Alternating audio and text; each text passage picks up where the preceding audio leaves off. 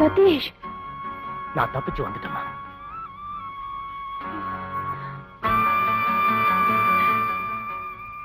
உள்ளவா.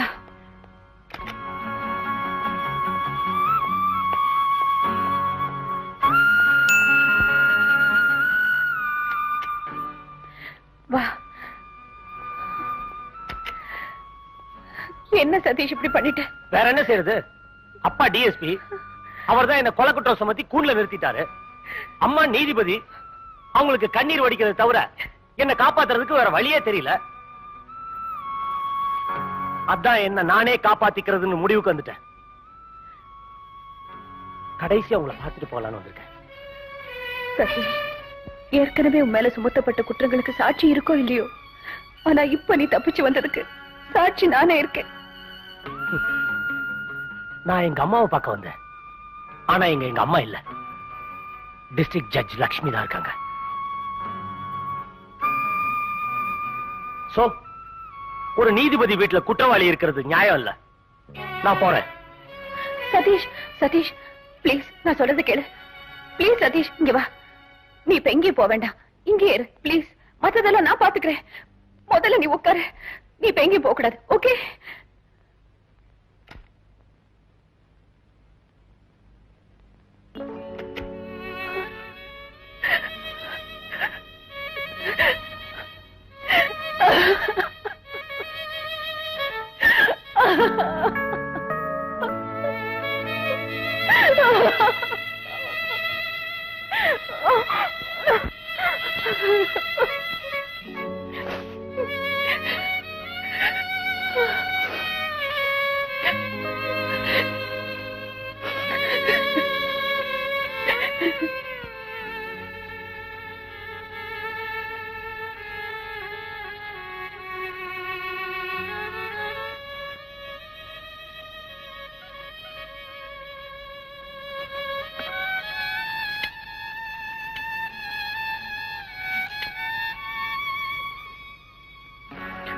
Hello, police station.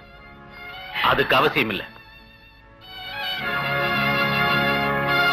மதிப்புக்குரிய நீதிபதி அவர்களுக்கு இந்த நேரத்துல தொல்லை கொடுக்கிறதுக்கு மன்னிக்கணும். சதீஷ் எங்க இருக்கான்னு சொல்ல முடியுமா?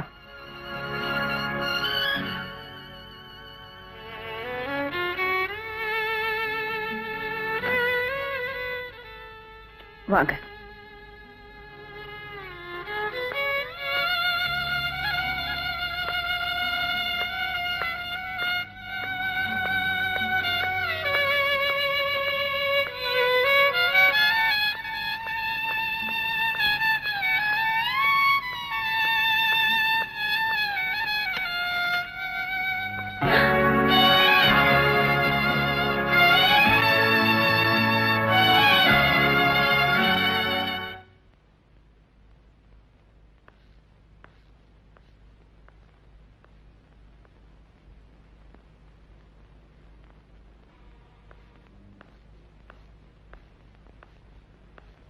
டிஎஸ்பி ராஜசேகரன் பிடியிலிருந்து எந்த குற்றவாளியும் தப்பிச்சது கிடையாது.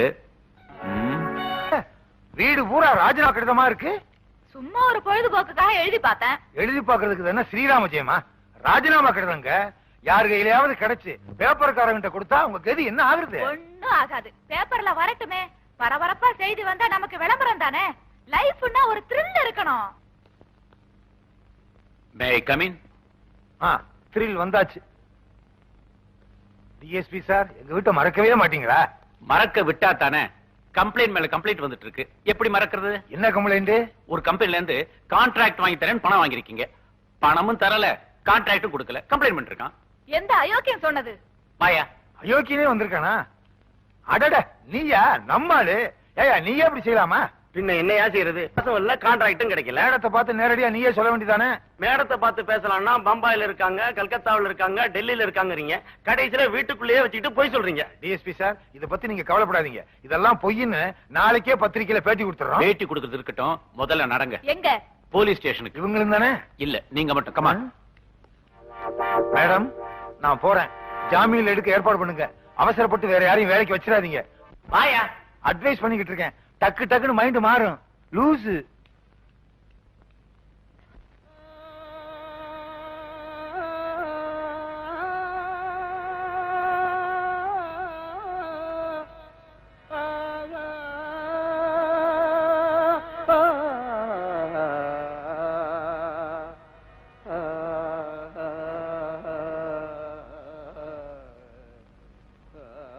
என்னப்பா தனியா நின்னுட்டு இருக்க? என்னத்தான் தனியாக்கிட்டீங்களே சார். நான் உயிருக்கு உயிரா பழகுன ஒரு ஃப்ரெண்டு செத்துட்டான். இன்னொருத்தனை ஜெயில அடைச்சிட்டீங்க. இப்ப நான் தனியா நிக்கிறேன் சார். நான் உங்ககிட்ட ஒண்ணு கேக்குறேன். எந்த அடிப்படையில சார் சதீஷை கைது பண்ணீங்க? சந்தேகத்தின் அடிப்படையில தான். பொல்லாத சந்தேகம் சார். உங்க சந்தேகத்துக்கு என்ன சார் ஆதாரம்? அது கோர்ட்ல வெளியாகும். அட போங்க சார். கடமை உணர்ச்சி தவறாத போலீஸ் ஆபீசருக்கும் நீதியே தவறாத நீதிபதிக்கும் பிறந்த பையன் எப்படி சார் கொலைகாரனா இருக்க முடியும்? இப்படி நீங்க சந்தேகப்பட்டிருக்கலாமே சார். கொஞ்ச நாள் தான் சதீஷ் என் கூட பழகினான். நான் வெறும் ஃப்ரெண்ட். என்னாலே அவனை மறக்க முடியல. அவன் பிராக்டிஸ் பண்ண கிரவுண்ட பார்த்து அழுதுகிட்டு இருக்கிறேன். பெத்து வளர்த்த தகப்ப நீங்க எப்படி சார் அவனை குற்றவாளின்னு சொல்றீங்க?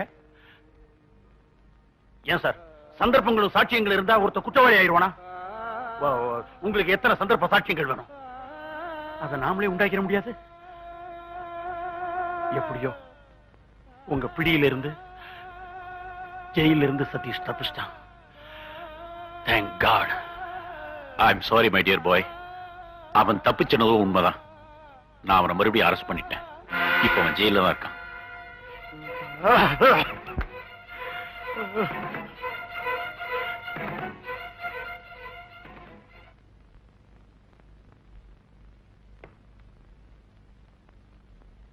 சார், டிஎஸ்பி ராஜசேகர் உங்களை பார்க்கணும்னு வந்திருக்கார் சார். நான் பிஸியா இருக்கேன். யாரையும் பார்க்கிற மூட்ல இல்ல. சொன்னா சார், ரொம்ப முக்கியமான விஷயமா அவசியம் பார்க்கணும்னு சொன்னாரு. வர சொல்லு.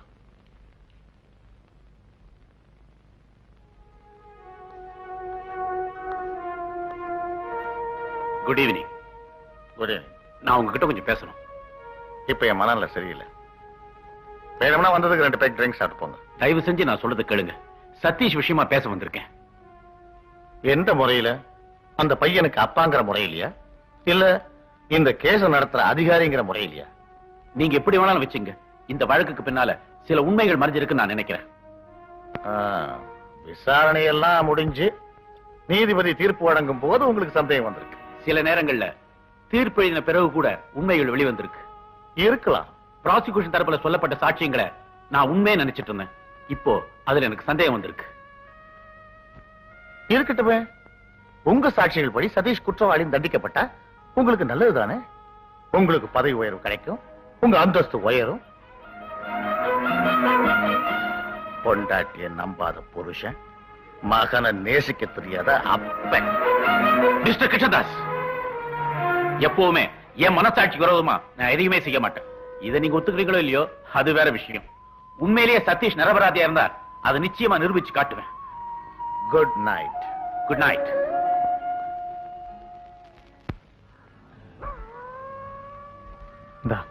என்ன சார் இது? போதுங்க சார், கொஞ்சம் போட்டு கொடுங்க சார். என்ன நீ சார், சரி ஆளை விடு. அப்பா, நல்ல மனுஷன்.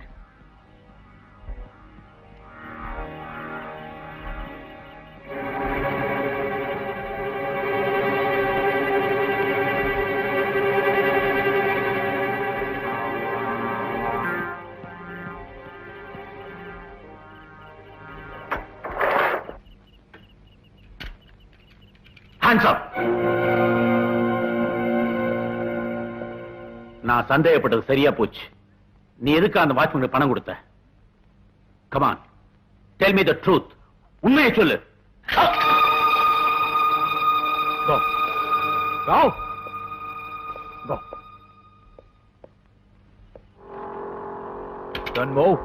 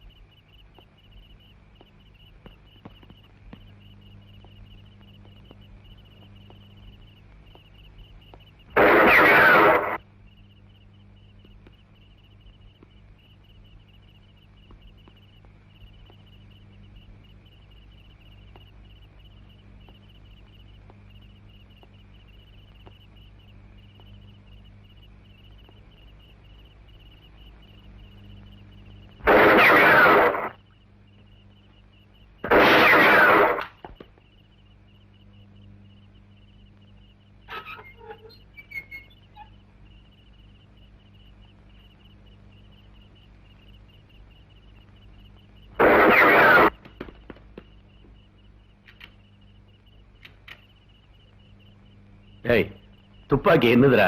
அதுல எத்தனை தோட்டா இருந்ததுன்னு எனக்கு தான் தெரியும். ரிவால்வர்னா அதுல 6 தோட்டம் இருக்கணுங்கிறது சட்டமா? நான் 4 தான் போட்டேன். எங்க இப்போ சாமர்த்தியத்தை காட்டு.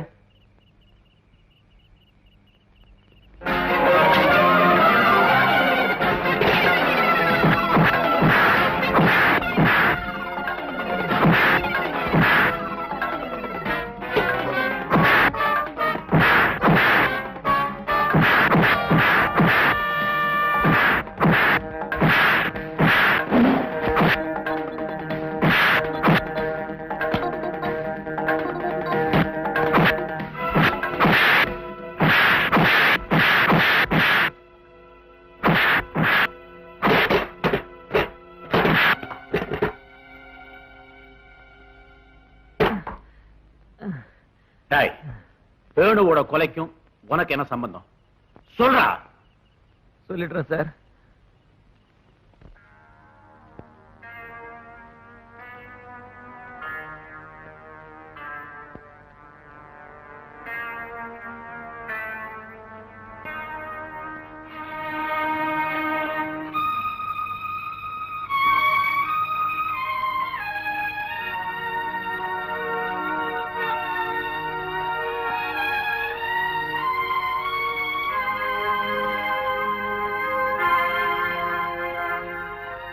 இருதரப்பு வாதங்களையும் கேட்ட பின்பு இந்த வழக்கில் குற்றம் சாட்டப்பட்டிருக்கும் சதீஷ். யுவர் ஆனர், தீர்ப்பு வழங்குறதுக்கு முன்னாடி முக்கியமான இந்த சாட்சியை விசாரிக்கணும் கேட்டுக்கிறேன்.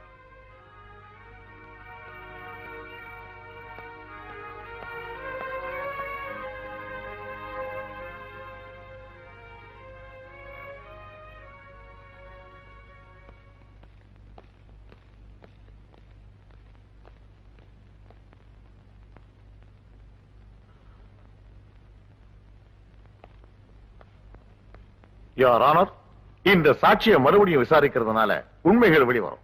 அதனால கனம் கோட்டார் அவர்கள் அனுமதி வழங்கும்படி கேட்டுக் கொடுக்கிறேன். Yes, proceed. நான் மருத்துவக் கல்லூரி மாணவன். நான், சதீஷ், வேணு 3 பேரும் ரூம்மேட்ஸ். எங்களுக்குள்ளதான் பந்தயம் கட்டிக்கிட்டோம். ஆனா அன்னைக்கு உண்மையிலே என்ன நடந்ததுன்னா,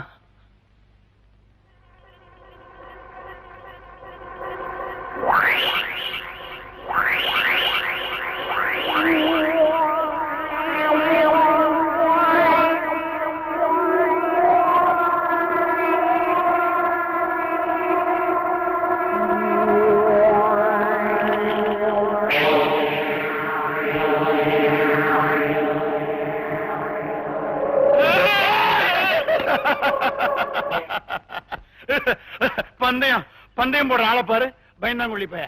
எந்திரடா வேணும், எந்திரி. வேணும் வேணும் வேணும் வேணும் என்னாச்சுடா உனக்கு? வேணும் வேணும், உன்னை நான் சும்மா பயங்காட்டினேன்டா. வேணும் வேணும், உன்னை பயமுறுத்துறதுக்காக செஞ்சேன்டா. வேணும் வேணும்.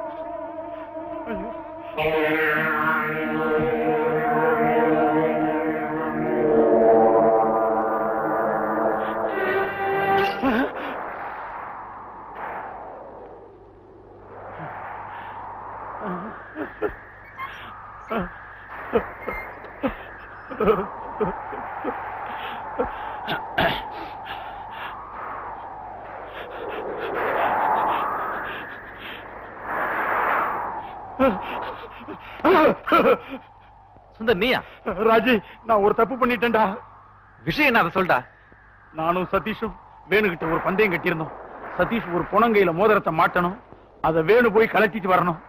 அதுக்கு பந்தயம் 1000 ரூபாய்.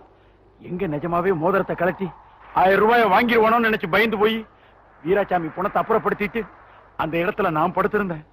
என்ன பார்த்து பயந்து அதிர்ச்சியில வேணு செத்துட்டான்டா. நான் விளையாட்ட ஆரம்பிச்சு வினையாயிருச்சுடா. அடப்பாவி, இதை யாருக்கிட்டையும் சொல்லிடாதடா. நான் தெரியாம பண்ணிட்டேன். நான் உன்னை காப்பாத்துறேன். ஆனா நான் சொன்ன மாதிரி தான் நீ கேட்கணும், சரியா? நீ என்ன சொன்னாலும் நான் கேட்கிறேன்டா. சத்தியமா இப்படி எல்லாம் நடக்கும் நான் எதிர்பார்க்கல. நான் விளையாட்டா செஞ்சது விபரீதமா போயிடுச்சுங்க.